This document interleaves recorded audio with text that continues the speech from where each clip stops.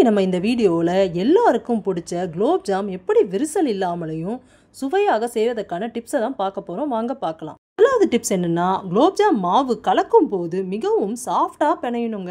அதிகமாக பிணைஞ்சா குலோப் ஜாம் பொரிக்கும் போது விரிசல் வர வாய்ப்புண்டுங்க. அடுத்த டிப்ஸ் என்னென்னா, எண்ணெய் மிதமான சூட்டில் இருப்பது ரொம்ப அவசியங்க. அதிக சூட்டில் இருந்தால் குலோப் ஜாம் வெளியே வெந்து உள்ளே வேகாமல் போய்விடும். சிறிய தீயில மெதுவாக பொரித்தால் குலோப் ஜாம் சீராக வேகுங்க. அடுத்த டிப்ஸ் என்னென்னா, குலோப் ஜாம் உருண்டைகளை உருட்டுற பதமும் ரொம்ப முக்கியங்க. கையில் சிறிது நெய்யோ அல்லது எண்ணெயோ தடவிக்கொண்டு உருண்டைகளை மெதுவாக சாஃப்டாக உருட்டுதல் நன்றாக குலோப் ஜாம் பொரிந்து குண்டாக வர்றதுக்கு உதவி செய்யுங்க. கடைசி டிப்ஸ் என்னென்னா, சர்க்கரை பாகு கம்பி பதம் வராமல் மென்மையான பதத்தில் இருப்பது அவசியங்க. சர்க்கரை பாகு சற்று வெதுவெதுப்பாக இருக்கும்போது பொரித்த குலோப் ஜாம்களை அதில் போடணுங்க.